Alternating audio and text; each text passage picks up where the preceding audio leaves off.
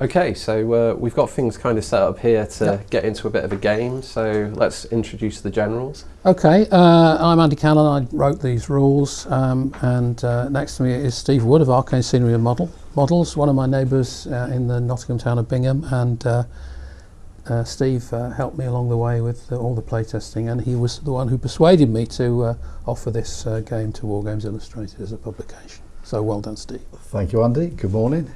And we're all ready to fight our first battle.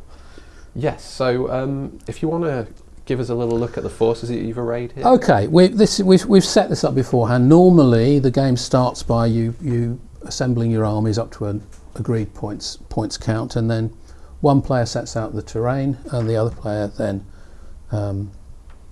gets choice of end. You do this by tossing a coin. This goes back as far as H.G. Wells' Little Wars. That was the recommended procedure in 1912, so I see no reason to change that now. So we've got two armies set up here. Let's just take you through my force here. So this is the Lancastrian army. We have two commanders, the Commander-in-Chief, Lord Callan, and his subordinate, Captain Bingham. Note that we've got the commanders on round bases, whereas the rest of the troops are on square or rectangular bases. That's one way of spotting that they're different. Another way is to give each of the commanders a standard bearer or a banner bearer as well. Now this is the Lancastrian army, so let's just do a quick points count here. We've got 1, 2, 3, 4 infantry companies. That's billmen or bowmen, so 12 points each, so that's 48. We've got a company here of men-at-arms. They're quite expensive at 2 points each, so that's 24, so that's 72 points for the infantry. Oh, not forgetting the skirmishers, 6 points, 78, but they've got pavizes, so that pushes it up to 81. And the light horse here are 8, and they're 1.5 each, so that's 12, so 81 and 12 is 93 points. Let's go through Steve's army over here. Facing them, again, 2 blocks of bows and bills, but you'll have noticed in the middle there we've got an artillery piece.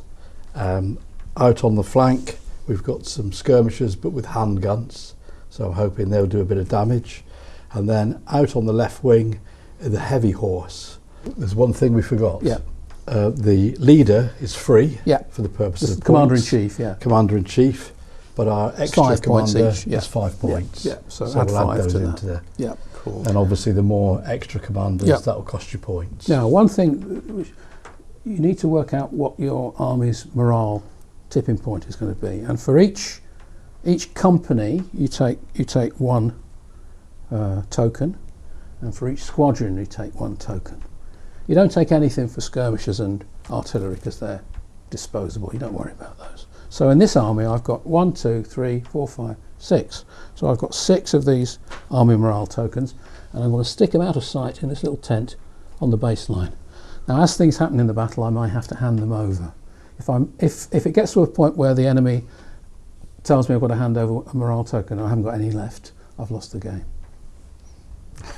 Now with Steve's army, he's got 1, 2, 3, 4, 5. He's only got 5, thanks to that lucky bit of card drawing I did there.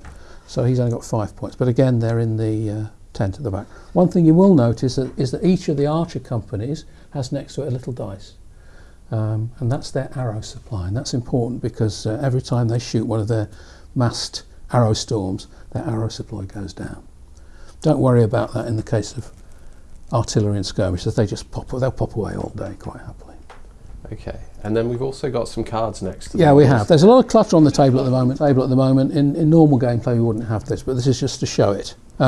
So, for example, we have 2 leaders in this army. There's myself here, who obviously has to be Lord Callan, and there's his